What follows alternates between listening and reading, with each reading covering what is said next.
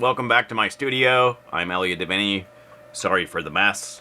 Normally I try and put videos out on Fridays, but then I realize Sundays are way better. Out of all the days of the week, Sundays have the best songs. My old buddy Tony has a birthday coming up, so I gotta come up with a present. I'm too poor to buy anything, so I have to create something from scratch. Tony is a creator of content here in Los Angeles, and content needs to be edited. So naturally, he and I formed a strong alliance, and he kept me in business for a number of years, hiring me to corner pin one video on top of the other. Tony and I eventually started hanging out outside of work, and I got to meet his wife, Rosette, and their dog, Kirby. Kirby! Now that Glenlivet and Talisker are in doggy heaven, Kirby is basically the coolest dog around. If you're not convinced of this fact, one of these clips will probably do the trick. I found this picture of Tony, Rosette, and Kirby online, and as a birthday present, I'm going to turn it into a cartoon. As a kid, I was always fascinated by artists doing caricatures at a mall or a bar mitzvah or a fair or a festival, and having an artist draw my face as a caricature. I always wanted to develop this skill, but over the years realized I'm just not that good. But lucky for me, I live in 2019 and have access to a computer with Photoshop, so I can take this picture into Photoshop, trace over the lines using the rotoscope process, and basically create an adult coloring book for myself and then fill it out. I started experimenting with this process back in 2010. I was studying famous rotoscope movies like Scanner Darkly and Waking Life. I once spent an entire summer rotoscoping frames for a 40-second scene for my film Potpourri, and I ended up rotoscoping over 1,200 frames. What an idiot. After that, I had the confidence to do much more of this and ended up doing cartoons of friends and family members and coworkers, and then eventually started printing those designs onto t-shirts and then wearing them around to promote my art. So first things first, I'm going to open up my licensed version of Photoshop that I pay for every month and don't share the password or information with anybody and do everything completely by the book. So first things first, I'm going to want a new document with a white background. Sometimes the source photo isn't of the best quality, but it doesn't matter since we're just tracing, and in the end you won't see the source photo. But we want to make sure our canvas is big and has enough detail that we can zoom in if we have to. So I'm going to do a new blank document, 8.5 inches by 11 inches at 150 dpi. And then next we're going to open up the source photo in Photoshop, select all, copy, and then paste into our blank document. Command A, Command C, Command V. Next, using the pointer tool and holding down the Shift button, I'll scale the source photo to size, in this case, making it bigger.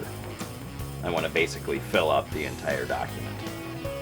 So next I'll create a new layer over here and then draw character outlines. I want to do a different layer for each character so that I can keep them separated. That's actually the key to success in any kind of Photoshop, is always duplicating your layer. So anytime you're trying out a new effect, you can make sure that there's a safety on underneath. I'll want a folder for each of the characters. The size of your brush depends on the design, really, so it's a trial and error. I'm going to start with a 40 for the outline and then do a 30 for the details like the eyes and the nose. For this first pass, I'll want to create shapes that will be filled in with various colors. Tony's hat will be one shape, his face will be another, his beard will be a third shape, and so on. And then the details, like the facial features, I'll add over the top on a different layer. We don't want those lines getting in the way of our paint bucket when we go in to add the colors.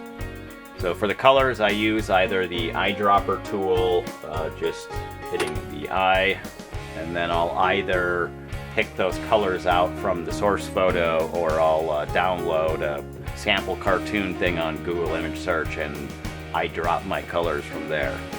The paint bucket tool has a lot of parameters to fine-tune the bucket so that you're going to the exact edges of the lines you're trying to fill.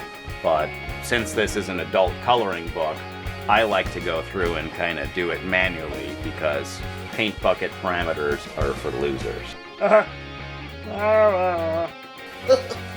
For the eyes, I like to add a small white dot to simulate the reflection of a light source. This will make the characters feel real and bring them to life. So once everything is colored and the details drawn, the final step is to do shading.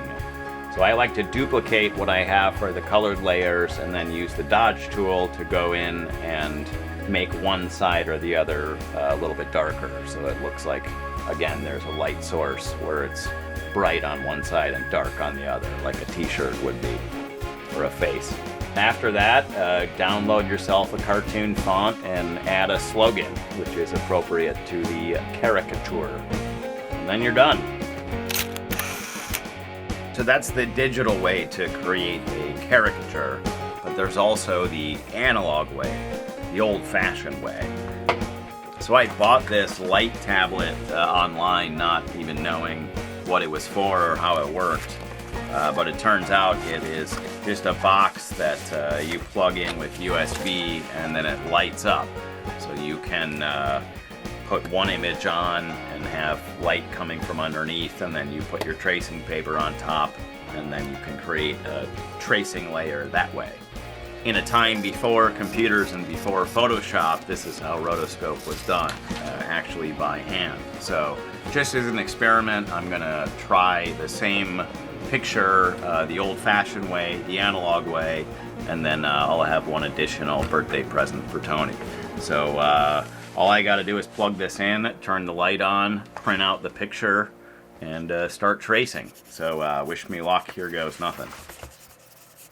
I made an assumption that the analog way would be easier than the digital way, thinking that you have more control over a pencil or Sharpie freehand versus a computer mouse. But unfortunately, when you make assumptions, you make an ass out of you and umption. And I totally screwed this up.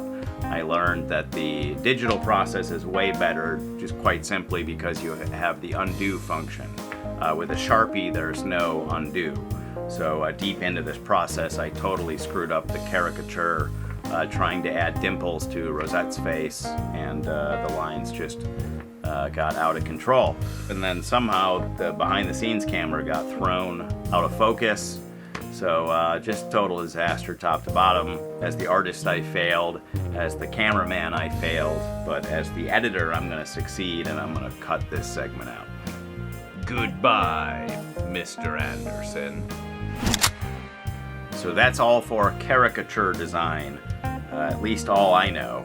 So have fun creating your own cartoons. Hopefully you can do your own shirts as well. It's fun.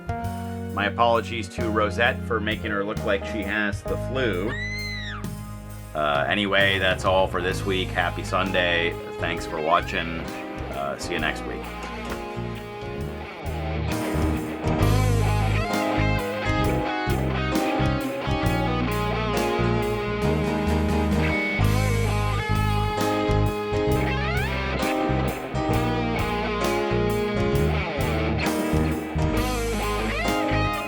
Now that Tony's present is ready to go, I just need to find some wrapping paper. Or I guess I could create some of my own.